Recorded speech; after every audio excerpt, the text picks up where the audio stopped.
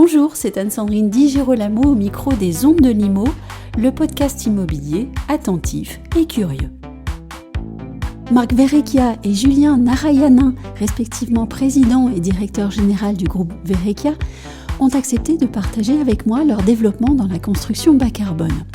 D'un savoir-faire solide et reconnu dans la pierre de taille, le groupe entre dans la construction bas carbone à grande échelle en repensant l'immeuble comme un tout.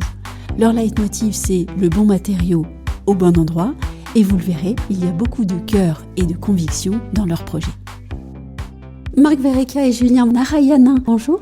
Bonjour. Bonjour. Le groupe Verrecchia a bâti sa réputation et son savoir-faire sur la pierre de taille. Il s'agit là d'un matériau qu'on peut dire tout à fait emblématique dans l'histoire de la construction, que vous contribuez aujourd'hui à faire évoluer.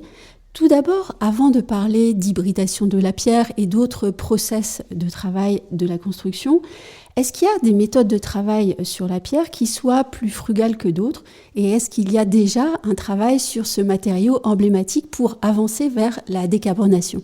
Alors oui, bien sûr qu'il y a un travail, déjà il y a un travail de la connaissance de la matière qu'on pratique depuis une trentaine d'années, qui est issu effectivement d'un papa qui était tailleur de pierre, comme tout le monde le sait.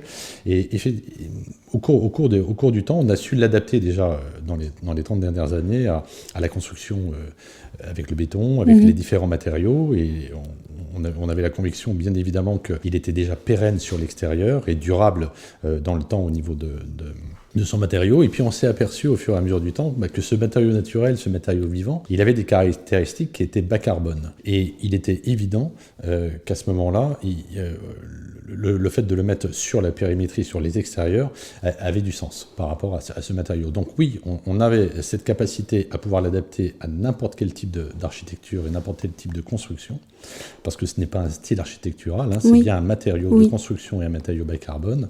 C'est important de le dire aussi également. Et on le redécouvre d'une certaine manière, puisqu'on avait un peu oublié la valeur pierre au fond. Tout à fait, c'est vrai que ce matériau a été oublié, c'est vraiment le terme de ça, puisque pendant une cinquantaine d'années, pendant 70 ans, on a eu qu'un objectif, c'est de construire vite, construire haut, construire fort avec un matériau qui s'appelait le béton, qui n'est pas en soi quelque chose de mal, mais c'était cette époque-là. Et puis, bien évidemment, la pierre qui était un peu plus en retrait, a laissé la place au béton à ce moment-là. Mais aujourd'hui, je dirais que la qualité, le beau, l'environnemental, l'armée en première position, elle est passée du matériau oublié au matériau d'avenir aujourd'hui. Et justement, on va parler d'avenir, puisque pour entrer plus avant encore dans la construction bas carbone, vous travaillez désormais sur des process différents, par exemple l'hybridation de la pierre avec d'autres matériaux.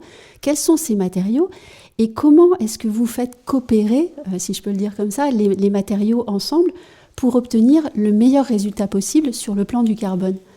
Le constat, c'est qu'en fait, le réchauffement climatique a amené à un dérèglement du climat et les événements, notamment depuis 2019, on voit des étés de plus en plus caniculaires, des inondations, où les immeubles aussi ont une forme d'obsolescence et il va falloir faire preuve de résilience aussi pour pouvoir traverser ces épreuves du temps et de ces impacts climatiques, nous ont naturellement amené à travailler sur ce concept du bon matériau au bon endroit. Donc on est convaincu que la pierre de taille massive en façade présente une robustesse, mais aussi une grande inertie, ce qui va permettre de rafraîchir naturellement l'immeuble, et ensuite de travailler sur l'intégralité des éléments les plus carbonés d'un immeuble. Donc notre méthode de travail chez Verrecchia, c'est on dissèque un immeuble, on prend son squelette, on analyse les 16 étapes du cycle de vie de la matière et on prend la meilleure matière pour la positionner au noyau du béton, au droit des poteaux, au droit des planchers. C'est comme ça que naturellement, on vient sur une forme de bâtiment relativement vertueux, très performant sur l'impact carbone, qui consiste à avoir de la pierre de taille massive en façade,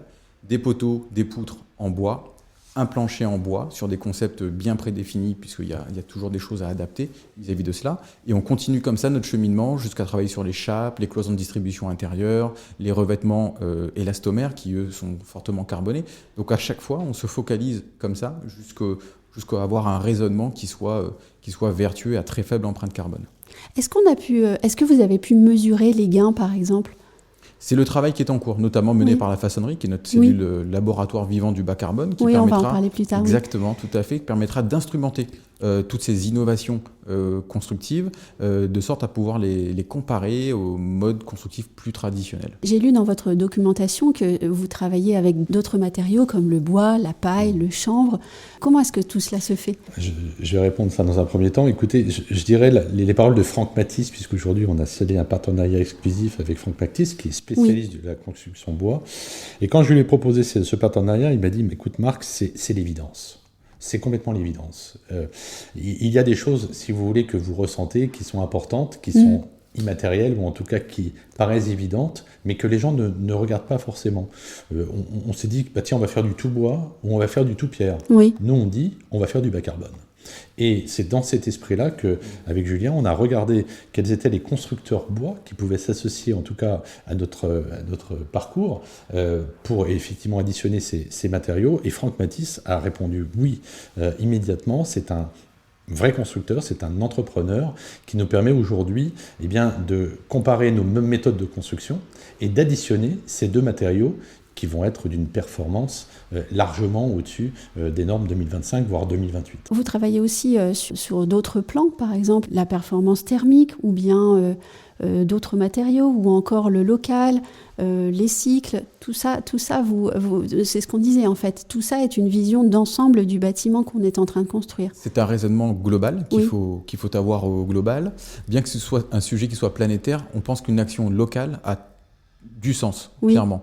Aujourd'hui, on travaille sur l'isolation du bâti, la pierre plus un isolant biosourcé. Il faut pouvoir le sélectionner au regard de la capillarité de la pierre, au regard de sa porosité, et puis aussi pour éviter l'effet de rosée. Donc, ce sont des sujets que l'on maîtrise bien. On a aujourd'hui une palette de 5 à 8 isolants intérieurs biosourcés qui sont ultra compatibles avec la pierre de taille massive. Il en est de même pour les revêtements type chape et autres, sur lesquels on mène aussi des investigations pour aller encore plus loin dans la décarbonation du secteur, qui est malheureusement le secteur qui émet le plus d'émissions de gaz à effet de serre en France. Mais c'est aussi là où on peut faire le plus de progrès. Et a priori, on a des leviers importants. Exactement. C'est pour ça que justement, on cherche à élargir l'ensemble de ces produits. L'important aussi, et je le rappelle quand même, c'est que l'architecture et le beau et les choses qui sont en créativité et l'innovation ne doivent pas être oubliées dans tout ça. Oui. Donc il est important que nous... on est vraiment des grands spécialistes d'une architecture belle, ou en tout cas qui s'intègre, qui sache lier les coutures les unes avec les autres. Et l'idée, c'est effectivement de proposer à un maire, ou en tout cas au territoire, quelque chose qui soit bas carbone et durable. Et c'est ça qui pour nous est très, très, très, très important dans la démarche générale des choses. Après, le côté bas carbone, c'est pour nous une évidence. On ne peut pas se figer dans un sens ou dans l'autre. Le réchauffement climatique est aux portes, et on l'a vu encore cet été d'une manière très importante. Et l'inertie de ce matériau qui est la pierre de taille permettra de répondre, et je le redis très fort, au mieux sur l'extérieur par rapport à ce réchauffement climatique. Et l'enjeu, c'est aussi peut-être la ville de demain ? Vraiment, très honnêtement, je pense que la ville de demain, elle se construit autour de la vie et de la ville, mais de la beauté des choses. Et que le bas carbone, ou en tout cas toutes ces techniques, n'est pas opposé à la beauté des choses. Nous, on a vraiment cette réflexion sur ces choses-là, parce qu'il faut absolument que l'humain et que la personne qui sera dans les aménagements que l'on va faire, d'ailleurs, pour nous, on n'est pas vraiment promoteurs, on est plutôt des gens qui accompagnent sur l'aménagement et qui proposent des solutions forte par rapport à cela. Il faut que la personne se sente bien à n'importe quel endroit dans la construction de demain. Il n'y a pas de limite pour nous entre l'espace privé et l'espace public quand on raisonne sur un quartier. C'est pour nous très important. Il faut que la personne puisse s'asseoir à n'importe quel endroit et s'y sente bien.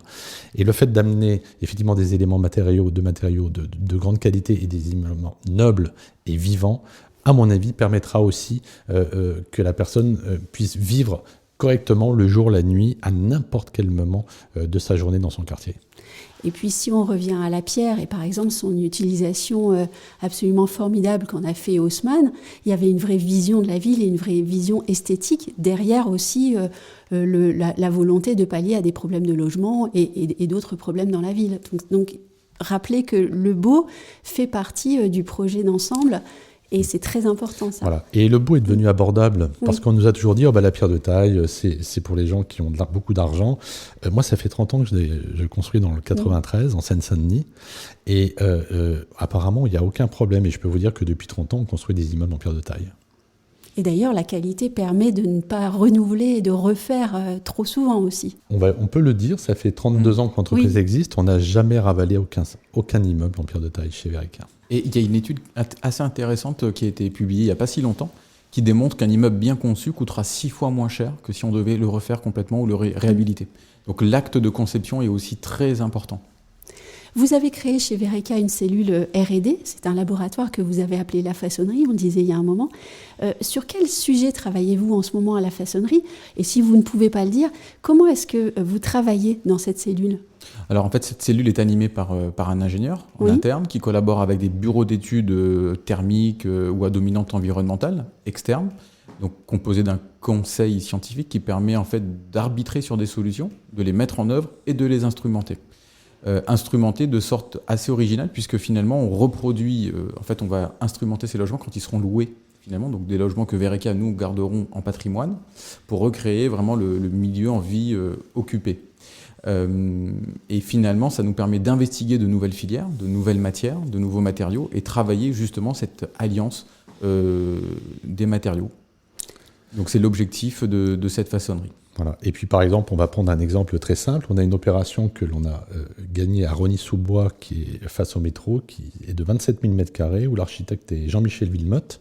Le bureau d'études qui est environnemental, c'est Franck Boutet. Nous avons aussi d'autres bureaux d'études qui sont autour, et la façonnerie. Et puis bien sûr, l'Alliance, et c'est là où on aura notre premier sujet avec Franck Matisse, d'une manière assez importante et en volumétrie et en pratique. Et bien tous ces gens-là vont se mettre autour de la table, et c'est bien évidemment déjà commencé pour être encore plus performant, plus fort, plus beau et plus vertueux. Marc Verica, de façon plus globale et au niveau de la direction de l'entreprise, qu'est-ce que ça implique, ce désir d'entrer dans la construction bas carbone à grande échelle ? Je dirais que c'est pas une fin en soi, c'est quelque chose qui est important. Vous savez, vous avez des capacités à faire certaines choses qui sont importantes. Et puis, la personne qui regarde la vie, qui regarde l'avenir, elle ne peut pas se poser la question comment je vais améliorer les choses et par quels moyens je vais améliorer les choses. Aujourd'hui, mon entreprise, elle est tournée dans la construction. Eh bien, je pense que notre contribution, en tout cas la contribution pour l'avenir et pour la planète, il est important d'avoir ce type d'objectif. C'est mon objectif et c'est ma raison d'être aussi. Ma façon de faire les choses, c'est en moi, c'est inné, c'est quelque chose qui est très naturel. Donc évidemment, vous savez, on ne peut pas être pluraliste, on ne peut pas faire 50 choses à la fois. Donc quand vous êtes bon, ou en tout cas vous avez envie de persévérer dans des voies, eh bien il ne faut pas se gêner, il faut être dans l'excellence sur certains créneaux, et on ne peut pas dire qu'on peut être sur tous les créneaux. Donc c'est mon créneau, c'est mon credo, et voilà, et c'est l'envie de bien faire et de mieux faire. Voilà. Donc c'est votre vision, et dans le quotidien, pour les salariés, pour les équipes, comment est-ce qu'on met en place tout ça ? Dans le quotidien, on est déjà une entreprise à mission. Donc on s'est doté d'une raison d'être qui place vraiment la matière au cœur de l'architecture, au cœur de notre quotidien. On a aussi une structuration des services qui est très, très tournée sur l'architecture, l'urbanisme, le bas carbone. Donc les collaborateurs qui rejoignent aussi Verica, c'est aussi une aventure bas carbone, entre autres, qu'on est amené à leur proposer. Et puis notre positionnement d'entreprise familiale, très agile, où, comme Saint-Exupéry le disait, on hérite la terre de nos parents et on l'emprunte à nos enfants. C'est dans ce sens-là qu'on œuvre au quotidien. Vous allez participer cette semaine au CIPCA, le premier salon de l'immobilier bas carbone. Quels sont les projets qui seront présentés cette semaine ? Alors, on s'est focalisé sur 3 projets. Le premier projet donc, à Colombes, qui est en cours de livraison cette année. Un projet composé à 90% de pierres de taille massive, avec une architecture faite de courbes et de contre-courbes, imaginée par DGM et Derbès. Un second projet à Saint-Cloud, 45 logements. Et là, vraiment, on est allé encore plus loin dans les modes constructifs bas carbone, puisqu'on vise un seuil 2025 de la RE 2020, avec de la pierre de taille, de la pierre ponce, de l'isolant fibre de bois. Et enfin, un dernier projet à Massy, qui est en cours de commercialisation, qui, pareil, 4 façades de pierre de taille massive, une architecture résolument contemporaine, avec des terrasses, avec des cœurs d'îlots très végétalisés, avec également une exemplarité environnementale et aussi énergétique. Quel serait pour vous le projet de rêve à mener dans les années à venir ? Ceux qu'on est en train d'imaginer, en tout cas. et ceux qui vont le faire le plus plaisir aux gens qui habiteront, en fait, et le plus plaisir à la planète. Vous voyez, c'est vraiment l'idée Vereka. Vereka, c'est le logement en soi. C'est-à-dire qu'aujourd'hui, on voit bien qu'on passe plus de temps dans ce logement, qu'il est important que les gens s'y sentent bien et qu'ils comprennent que nos orientations sont vraiment pour préserver leur bien-être, et le bien-être, c'est aussi la planète. Je pense qu'il ne faut pas opposer les choses, il faut les additionner. Donc pour moi, c'est ça, pour moi, la chose la plus importante et ce que j'ai envie de produire. Merci à vous deux. Merci beaucoup.